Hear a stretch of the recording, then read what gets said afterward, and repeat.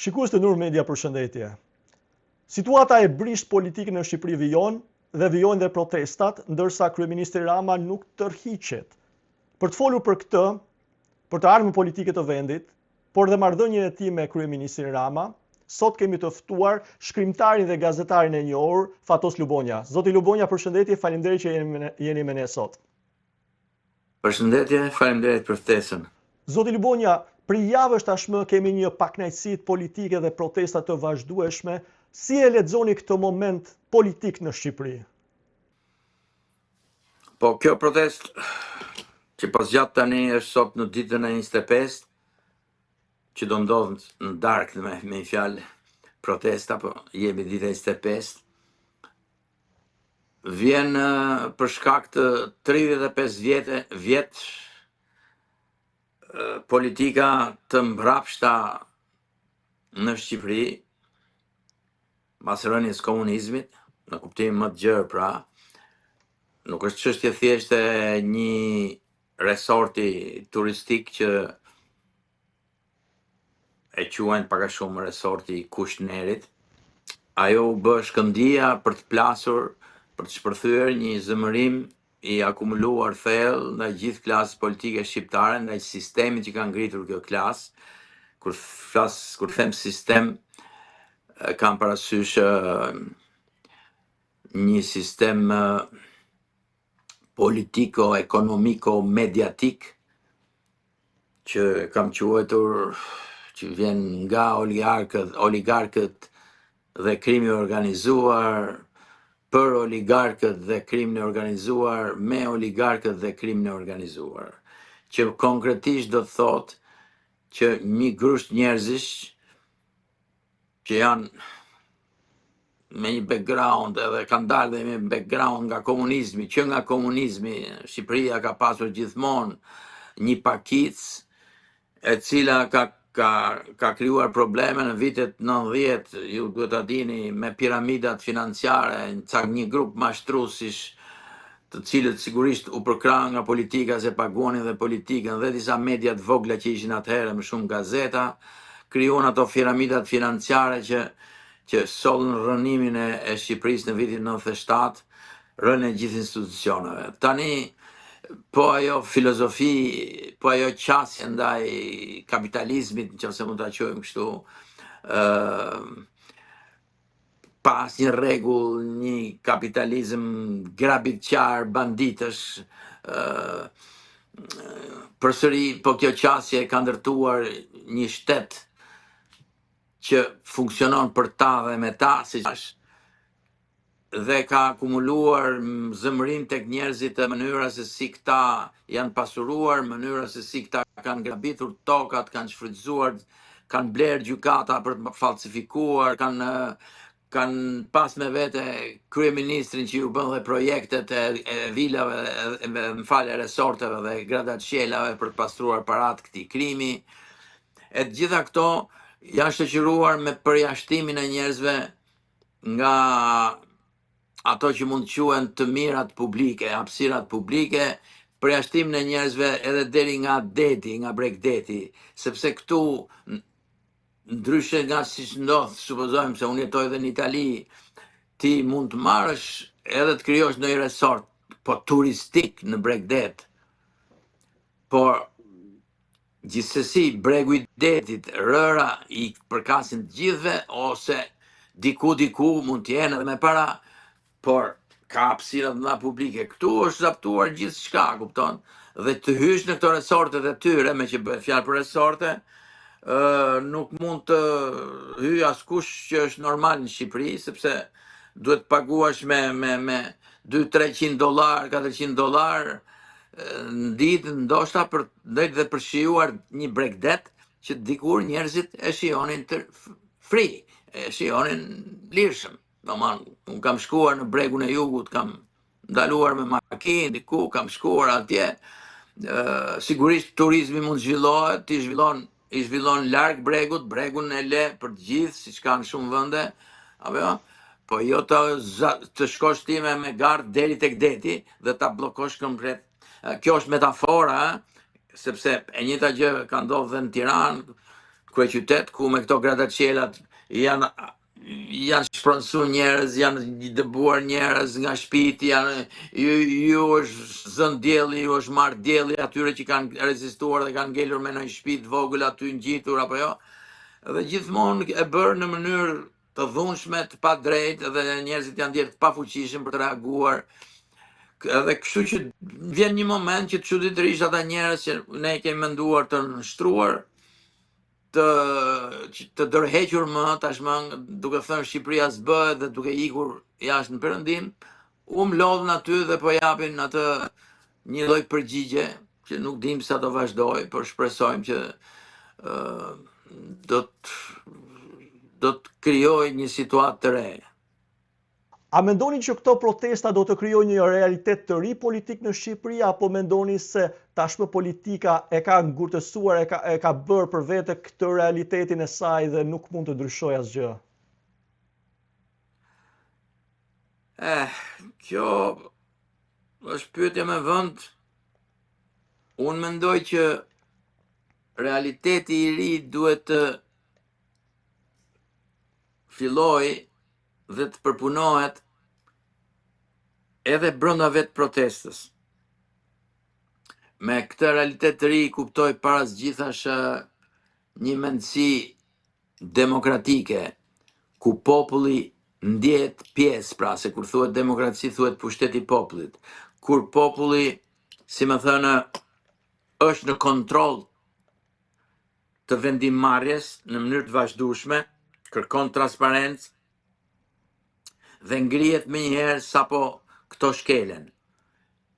Pra, më shumë se sa një triumf, po quajmë, të protestuesve të protestës që nxjerr një po themi parti politike që merr pushtetin dhe pastaj rrezikon që masi të marr pushtetin të sillet me të njëjtën mendësi, vetë kjo protestë në rrugën e saj, meqense është e përbërë nga shumë grupime, nga është shumë heterogjene në kuptimin e vizioneve për botën, kjo vetë aftësia që do të tregojnë ata për të bashkëqëndruar aty, për të bashkë dialoguar, për të dëgjuar njëri tjetrin, për të marrë vendime që kanë një konsensus të gjerë, dhe jo nëpërmjet duarve të forta që marrin pushtetin pastaj dhe lidhen me oligarkët, dhe tradhtojnë gjitha të shpresë që kanë ndërtuar njerëzit. Pra, ky është realiteti i ri. Është një realitet në progres që duhet zhvillohet, që duhet eci. Pra, kupton, sepse ne kemi pasur edhe 91 ishte një përmbysje, u quajt një përmbysje në kuptimin, por nuk u vendos demokraci, u vendos prap një parti me në krye Sali Berishën në atë kohë që vendosi autoritetin e tij edhe përjashtoi të tjerët. Edhe mori vendime, u mor me piramidat, si thash, nuk hetoi për piramidat se çfarë ishin, në fund fare u përmbys kur ran piramidat. Pra, edhe kur erdhën këta socialistë, këta të tjerë, apo ky Edi Rama, kanë ardhur me premtime se do të punojnë për njerëz të ndershëm, se nuk do të lënë që të vidhet, nuk do lënë të bëjnë, dhe masi kanë marrë pushtetin, kanë instaluar këtë që shohim sot tek pakënaqësia e popullit. Kështu që realiteti ndryshe është një demokracia, është ashtu sikurse edhe liria, janë gjëra që fitohen, mbahen duke shkuar ditë për ditë në luftë për lirinë dhe për demokracinë. Dhe kështu që ky është realiteti i ri, ku çdo qytetar do fillojë të ndjehet që ai është pjesë, se zëri i tij respektohet, se ai respekton të tjerët, duke filluar nga politikanët. Është e vështirë, po besoj se ky është një leksion, si më thënë, për të gjithë. Kjo që po ndodh, kjo protestë, dhe Çfarë ju ka bërë përshtypjen nga kjo protestë krahasuar me protestat e kohëve më parë? Çfarë është ndryshe nga kjo protestë sipas jush? Kjo ka të ndryshme faktin se bëhet kundër gjithë klasës politike. Pra, në vitin 97, ku kam qenë pjesë edhe i protestave, ishte një parti në pushtet, që ishte Partia Demokratike Sali Berishë në atë kohë, që ishte përgjegjëse me qeverinë e saj për piramidat, si thash, dhe rënja e piramidave krijoi pakënaqësi të madhe në popull.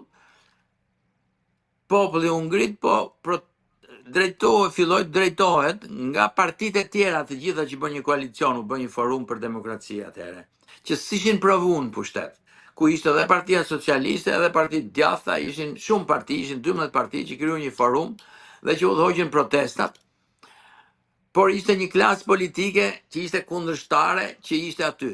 Kjo është tash kundër gjithë klasës politike. S'mund të thush më, sepse kanë qenë pushtet dhe PD-ja, apo jo, dhe PS-ja, kanë lidhur edhe ca parti të vogla që janë më të pranuara, se ato s'kanë qenë, po dhe ato në një farë mënyrë gati për pjesën e madhe të atyre njerëzve që janë aty, të merresh me politikë, do të thosh të hysh për të vjedhur njerëzit. Dhe ky është një problem i madh, se si mund të krijohet një kulturë politike dhe parti politike që nuk kanë më këtë mosbesim të njerëzve, po që fillojnë të krijojnë besimin. Kjo është për tu parë akoma.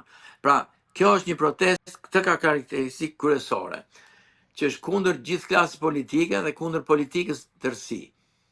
Sigurisht është dhe protestë kundër oligarkisë, edhe krimit organizuar që është i përfshirë në politikë, si instrumenti i politikës, por që ka qenë dhe përpara,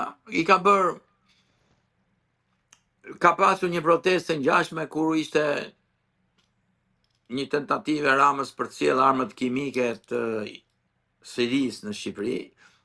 Kjo ishte sapo mori pushtetin, 2013 ose 14, nuk ta them dot eksaktësisht. 2013. Edhe aty kishte një protestë pak a shumë që ishte kundra gjithë klasë politike, se Sali Berishën sapo e kishin nxjerrë jashtë pushtetit me vota, ky erdhi filloi të bëj këto gjëra dhe u ngrit shoqëria civile, u ngritën, po ishte një ditë a dy dhe ai u tërhoq. Kjo që është kaq e gjatë, kjo s'ka bërë vaki ndonjëherë. Mund të krahasohet me protestat e vitit 90-91, studentore në atë kohë, grevori e gjitha këto. Po, mund të krahasohet me ato dhe për nga rëndësia epokale, nëse do të ketë një sukses. A shihni lëvizje politike apo figura të reja që mund ta zëvendësojnë të klasë politike, apo si e shihni të ardhmën politike si rezultati këtyre protestave dhe kësaj pakënaqësie në popull?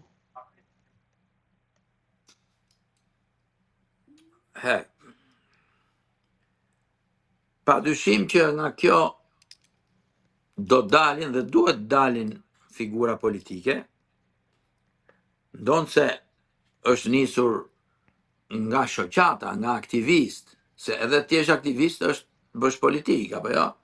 Kanë shumë shoqata aty që janë organizuar për të mbrojtur interesa ndryshme, duke filluar që nga shoqatat ekologjike, tek shoqatat që janë ngritur nga grupe të caktuara që po ju grabitet toka, siç mund të kenë dëgjuar në Rjoll, për shembull, një shoqat, në Dukat janë të tjerë, ka shoqata aktivistësh që kanë protestuar vazhdimisht në Shqipëri për gjëra të ndryshme, qoftë edhe për situatën në spitale, për situatën politike nga njerë, për aktet policisë, nga njerëzve. Pra, ka shumë shoqata. Është koha kur ndoshta prej këtyre mund dalin edhe figura politike që të krijojnë një lëvizje, por si thash, ajo është heterogjene dhe është vështirë që t'i bashkosh gjithë, sepse po krijove, domethënë kjo protestë, thash, po e qym dhe lëvizje po duash, po domethënë është vështirë që kjo ka një pakënaqësi bazë që është bazë për gjithë, që në fund fare mund të thuhet edhe është një protestë për dinjitetin e shqiptarëve, që të gjithë e duan, je i majt, je i djathtë, je ku diun ekologjist, apo je ku diun për zhvillimin e këto, je ku diun konservator apo progresist, të gjithë dinjitetin e kanë të rëndësishëm. Dhe kjo është një protestë për dinjitetin. Të dalësh pastaj me një parti apo qoftë një lëvizje politike që do të thotë edhe të kesh një orientim më të qartë, një vizion për botën caktuar, dhe në këtë aspekt aty ka, si thash, është heterogjene dhe është e vështirë që të dalë një parti e vetme, mund dalin disa parti të reja që mund të dalin, por njëkohësisht nuk mendoj që klasa politike që ekziston duhet spastru komplet, kupton? Ato sigurisht partit nuk ke, edhe me ligj, nuk kemi në diktaturë që bëhet një revolucion dhe vendos një diktaturë. Në këtë rast, sikur të fitoj. Këtu kërkohet rënja e qeverisë, krijimi një krize politike, nga e cila pastaj duhet të krijohet një qeveri teknike, thon disa, duhet parë se si do menaxhohet gjithmonë brenda kushtetutës edhe ligjit, që do thotë se partitë e reja e vjetra kanë drejtën e tyre të ekzistojnë, por që të jenë kompetitive, do duhet të bëjnë gara në një sistem ku ka vot lirë dhe jo vot kapur, pra të krijohen të tjera gjëra, dhe sigurisht disa lider të komprometuar, qoftë nëpërmjet drejtësisë, qoftë nëpërmjet edhe, si më thash, nevojave për të ruajt, si më thënë, edhe emrin e një partie ose atë që ka mbetur një partie, duhet të largohen. Pra, është diçka që duhet parë në proces. Grupi organizator doli së fundmi ditët e fundit me një plan ose një projekt me 5 pika dhe kërkesa që ka ndaj Ramës dhe qeverisë. Si shihni këto pika dhe sa të realizueshme mendoni që do të jenë? Po pika numër 1 dhe kryesore është dorëheqja. Që këtu fillon problemi, sepse kryeministri ka deklaruar që nuk dorëhiqet, dhe atëherë mbetet për të parë si çfarë do bëhet, si do shkoj puna. Ajo që ato të tjerat pastaj janë pika që mund të vinë, si më thënë, pas dorëheqjes, një pjesë e tyre, por që një pjesë mundet edhe të realizohen edhe pa dorëheqje. Domethënë, sigurisht qeveria teknike kërkon dorëheqje. Sigurisht disa pika aty kërkojnë dorëheqje, po pika të tilla si anullimi i ligjeve që ka aprovuar kjo qeveri mund të bëhen dhe pa dorëheqje, po mund të bëhen dhe me dorëheqje, po nëpërmjet parlamentit, se ky është problemi, kur ti dorëhiqet qeveria, po me parlamentin çfarë do ndodh? Sepse parlamenti atje kontrollohet nga 2 partitë kryesore. Të dyja janë nën akuzë nga protestuesit. Atëherë kjo qeveri ata thonë të jetë nga qytetar, ose njerëz shoqërisë civile, ose teknicien, por nga ana tjetër këtë duhet ta aprovoj parlamenti. Apo duhet rrëzohet parlamenti, sepse mund të mos e aprovojë parlamenti apo jo. Pra mund të hyet negociata. Kjo është pak kështu, domethënë ajo është një platformë që është shtruar aty, mund të jetë diskutueshme. Unë kërkesat që kam pas vetë dhe që kam shprehur aty nuk janë vetëm për dorëheqjen e qeverisë, edhe një pjesë atyre, po unë edhe një grup miq që kemi mbështet protestën, kemi kërkuar, kemi bërë thirrje edhe drejtësisë, sepse nuk ka nevojë të bësh as revolucion në qoftë se ti je në një shtet të së drejtës ku drejtësia është e pavarur, sepse ata që kanë bërë krime, ata që kanë bërë abuzime, ata shkojnë para drejtësisë, detyrojnë vetë të japin dorëheqjen, sepse i merr dhe drejtësia, apo jo? Në rastin konkret, këtu bëhet fjalë për një skem të tërë pastrimit parave të pista të krimit të organizuar, që ku ka pas takime sipas të dhënave që kemi edhe nga spaku së fundi, që vinë nga policia spanjolle, belge dhe franceze, pra ku del qartazi që krimi organizuar është mbledhur, është takuar me qeveri, edhe me qeveritarë, dhe është bërë një projekt që nëpërmjet kullave dhe resorteve turistike do pastrohen paratë e pista. Atëherë kjo ngre direkt detyrën ndaj drejtësisë që të hetojë këtë deri në fund, dhe që të hetojë deri në fund do thotë shkoj deri te kryeministri, se lejet e kullave dhe të këtyre resorteve i jep ai, edhe projektet e tyre i aprovon ai. Dhe nëse këtu derdhen miliarda nga krimi organizuar, ky është një krim i madh. Nuk është zhvillim i Shqipërisë, sepse këta po bëjnë tumor dhe po përjashtojnë, siç është thash fillim, shqiptarët nga pjesët më të bukura të vendit, ku dikur ata kanë qenë, si më thon, kanë shkelur e kanë të cilat i kanë gëzuar tek e fundit nga Bregdeti, se kanë dhe një paket malesh për të kapur dhe malet, për t'ju marrë tokat njerëzve edhe në male. Pra, këtu duhet hyjë dhe drejtësia që edhe të shpëtoj gjakderdhjen që mund ndodhin nesër, sepse nuk i dihet si shkon fundi kësaj proteste, edhe dhuna mund të shpërthej nga një krah ose nga krahu tjetër dhe mund të krijohen probleme. Ashtu sikurse ai kemi bërthirë dhe ndërkombëtarëve që politikave ndërkombëtare që mos qëndrojnë të heshtur, por të ndihmojnë Shqipërinë, sepse nuk mundet të futesh në Europë si një shtet banditësh dhe të pranohesh për arsye gjeopolitike, geostrategjike, apo qoftë për interesa banale që ata një pjesë atyre mund të kenë në Shqipëri përsa i përket këtyre mundësisë për të sjellë në kompani për të investuar apo për të bërë në lek, nuk e di si. Nëse protesta do të nisë të shuhet nëse nuk do të kemi një rezultat, apo nëse edhe presioni trysnia ndërkombëtare apo e drejtësisë, siç thatë ju, nuk do të jap efekt, a jeni të mendimit që aksioni politik duhet radikalizuar deri diku që të arrihet një farë suksesi konkret nga ana politike përpos mesazhit që ka përçuar kjo dhe filozofisë frymës që ka përçuar kjo protestë? Po, forca e protestës kësaj here nuk ka qenë radikalizimi. Protesta radikale ka bërë PD-ja her pas here, më radikale dhe ato s'mund t'i quajnë shumë radikale. Ka qenë numri ka qenë numri i njerëzve, dhe unë lidhur me radikalizimin pastaj duhet diskutuar se kuptohet me radikalizim, po duhet kuptojmë se realiteti shqiptar është shumë i vështirë, sepse në botë ka radikalizime paqësore, siç mund të jenë për shembull bojkotimet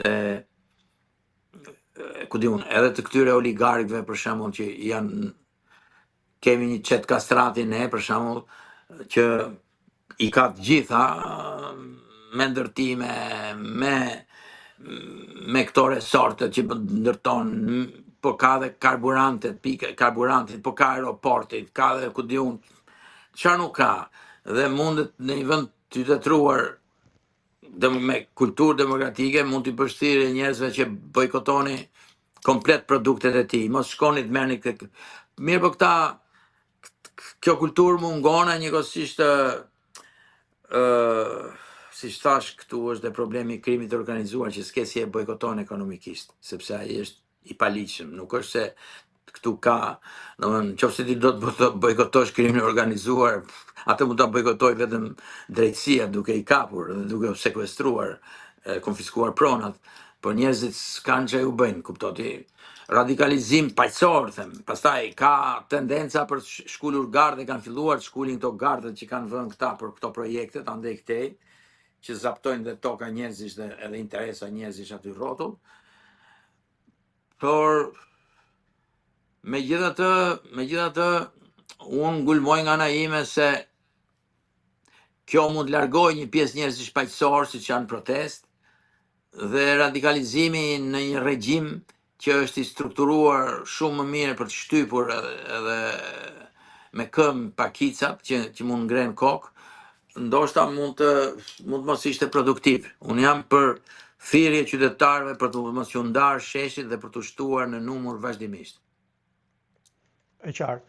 Ju njihni me zotin Rama prej dekadash, e keni njohur nga afër. Ai ju përmend shpesh, sidomos kohët e fundit, dhe shpesh herë me tone ironike dhe sulmuese. Pse mendoni se ai e bën këtë gjë?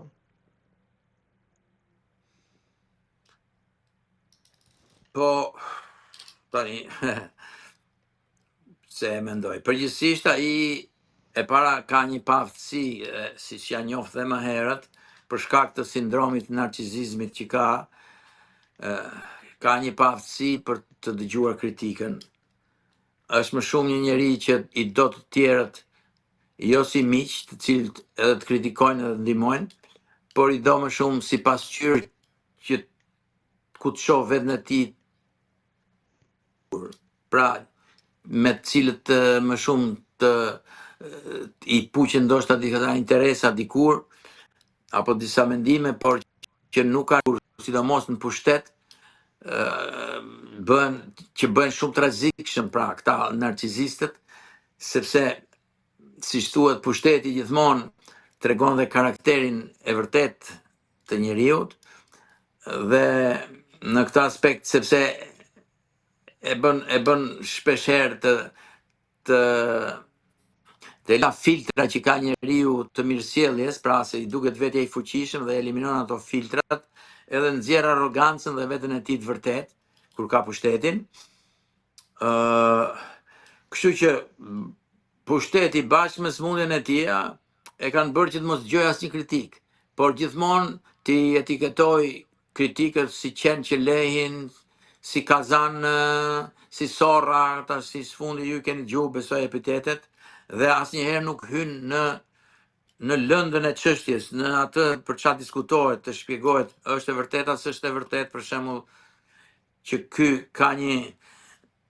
ka një projekt për pastrimin të parave të pista në Shqipëri, që ka qenë njerëz qeverisë shqiptare janë takuar me këta, siç thot policia, dhe t'i japi llogari ore diti si kryeministër, ke informacion ti se, kur i di policia spanjolle dhe policia franceze, si ka mundësi që nuk i di ka shiku këtu që kemi ne, apo jo, apo policia shqiptare, se çfarë janë këta njerëz që po pastrojnë para, dhe ti je kryeministri që drejton, që merr informacione për ditë, ose duhet marrë informacione për ditë, edhe nga ky shiku, edhe nga policia, apo jo, Kështu që mendimi im është që ky e di shumë mirë që është brenda në këtë punë, dhe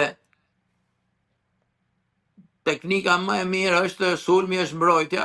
Teknika mbrojtja më e mirë është sulmi, sulmon, delegitimon njerëzit, se kjo i ka ecur, sepse ka edhe shumë njerëz të paguar që amplifikojnë këto që thot ky. Por tashmë është për një realitet të çuditshëm. Kështu e mendoj, domethënë unë ja kam thënë të vërtetën që duhet hiki nga politika, duke ja njohur dhe këtë smundjen qysh vitet 2000 sa u bë kryetar bashkies, se e pa që në vend që ndërtonte institucion, e personalizoi institucionin, e bëri si pron private bashkinë, siç ka bërë kryeministrinë si pron private, me njerëz të vetë, bën Shqipërinë e trajton, domethënë, dhe ky është një rrezik i madh edhe për të ardhmen e Shqipërisë, e të ardhmen e çdo institucioni. Ja kam thënë që duhet hikësh, se je i rrezikshëm edhe për politikën dhe për Shqipërinë, po edhe për veten tënde. Mirë, pa i ka hyrë kësaj rruge, nuk të riqet dot, tani duhet të mbrohet sepse ka përpara drejtësinë dhe akuza konkrete.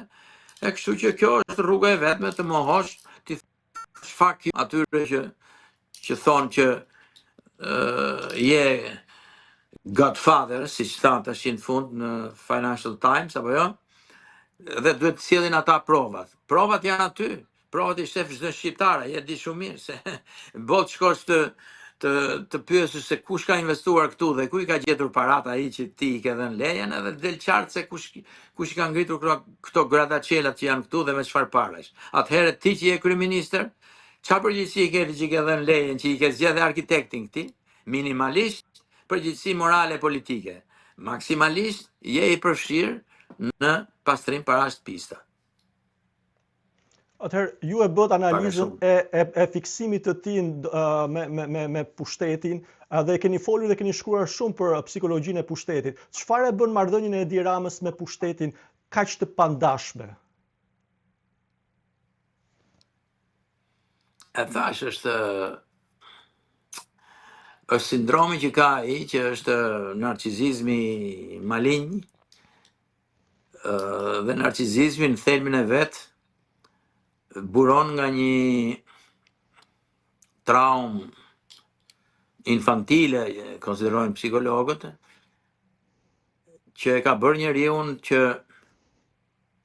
të ndërtojë një unë glorios për të mbuluar ato dobësitë e veta, dhe të shfaqet gjithmonë me këtë unin glorios, me këtë që është si një mbrojtëse, si një mur mbrojtës i dobësive të brendshme, dhe mbajtja e këtij uni glorios në këtë rast, në rastin e këtij, është e lidhur me mbajtjen e pushtetit, sepse e ka krijuar uni i tij glorios, që figurën që propagandon, që i tregon dhe vetes, sepse nganjëherë ky uni glorios është gati i pavetëdijshëm, ai e beson se është ashtu, pra është i lidhur shumë me pushtetin, sepse po t'i bjerë pushteti, i duket sikur i bie ky uni glorios dhe bie në gjendjen e një traume të rënd, të cilën kërkon ta evitojë me çdo kusht. Në kushte normale njerëzit që vuajnë nga kjo smundje e kanë vështirë të kurohen, sepse thot Freudi që narcisizmi që të ndërtosh, që të shërohesh psikologjikisht nga kjo smundje, është shumë e rëndësishme që ti të vendosësh një dialog me veten për këto gjëra, për këto shtysa që ke, dhe dialog dhe me psikoanalistin. Mirë, po përgjithsisht këta njerëz që, siç e thash, nuk janë të aftë të dëgjojnë një kritik, janë dhe të paaftë të ndërtojnë një dialog qoftë dhe me psikanalistin. Prandaj, sepse çfarë bën në fund fare psikanalisti? Psikanalisti të ndihmon ty që të rivendosësh dialogun me vetveten, që të kuptosh pra se çfarë ka çuar te kjo, të rish ta kuptosh vetveten se nga të vijnë këto trauma. Mirë, po në rastin e narcisistit, siç e thash pra, as dialogu me psikologun dhe as dialogu me vetveten nuk janë të mundur, prandaj është një situatë e keqe, nëse do një shembull ekstrem, do thoja, një sindrom e tillë mund ta ketë pasur dhe Hitleri, i cili deri në fund, deri kur Berlini po pushtoi dhe ai ishte për bërë vetvrasje dhe bëri vetvrasje, ja vuri fajin popullit gjerman për gjithë ato që kishin ndodhur. Nuk mendoj një herë vetëm që kam unë përgjegjësi këtu për këtë që ka ndodhur, për këtë tragjedi të madhe që kanë shkaktuar dhe popullit tim. A mendoni që Rama do shkojë deri aty sa të shkatrojë komplet Shqipërinë dhe popullin e tij pikërisht për këtë narcisizëm? Unë mendoj që në kontekstin shqiptar, se ai ka aftësi që të bëj lufta e këto Shqipëria, s'është për një rast ekstrem, ai e ka shkatruar Shqipërinë në një farë mënyre, sepse futja e krimit të organizuar, e një ekonomie të bazuar mbi krimin e organizuar në Shqipëri ka krijuar një tumor të madh dhe i ka lënë shqiptarët krejtësisht jashtë mundësive të zhvillimit të një ekonomie të shëndosh. Të gjithë ikin, kush do të jetojë ndershëm këtu, kush do të jetojë me mundin e tij, shkon në perëndim, dhe këtu Shqipëria po betonizohet vazhdimisht me ndërtime që janë të nevojshme, po janë, siç thash, një tumor që rritet dhe një tumor që rritet derisa vret trupin, thon, apo jo. Ai e quan zhvillim që shqiptarët nuk e kuptojnë.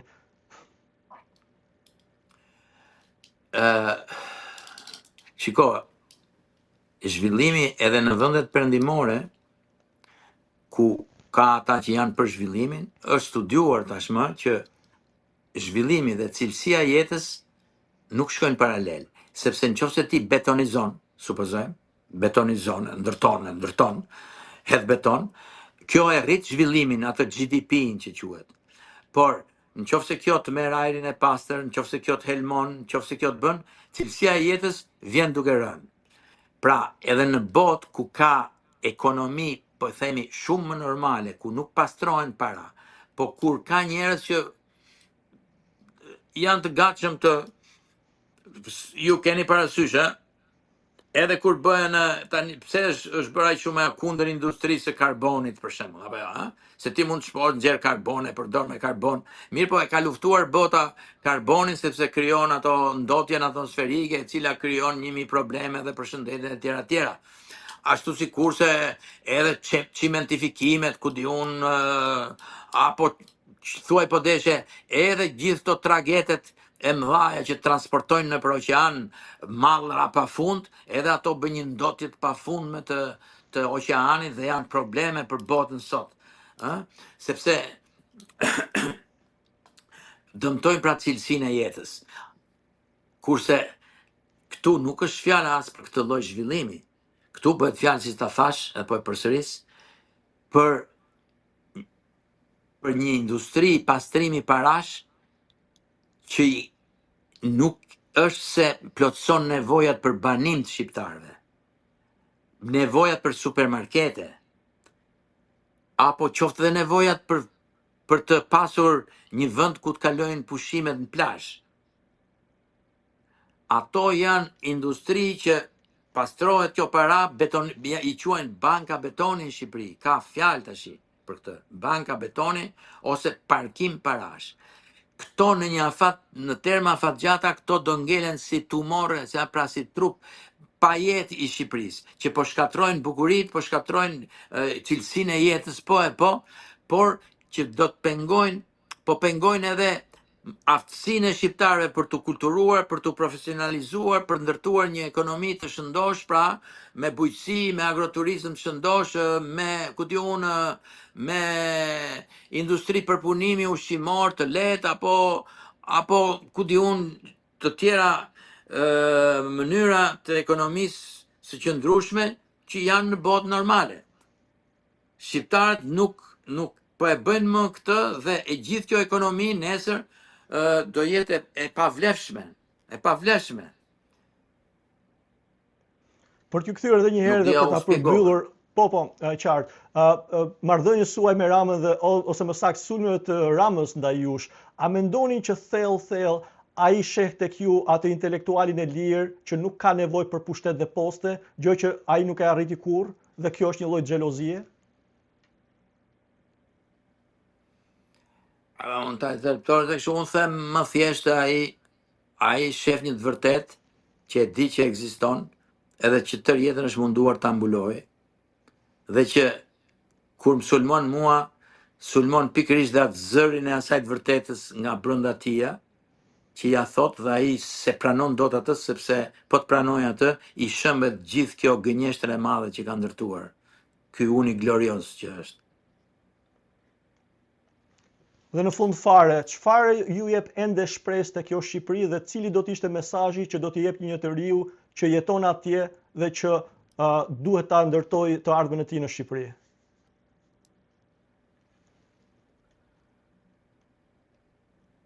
Mesazhi im është shembulli një aktivisti amerikane që për të mbrojtur një pyll me pemë të vjetra, që donte ta prishte një kompani, nuk e di çfarë kompanie ishte ajo. Ajo ishte aktiviste ekologjike. Hipi në një nga këto pemë të këtij pyllit edhe jetoi 2 vjet tek ajo. 2 vjet. Atje flinte, atje hante, atje e ndihmonin sigurisht njerëzit që ishin poshtë, derisa fitoi betejën.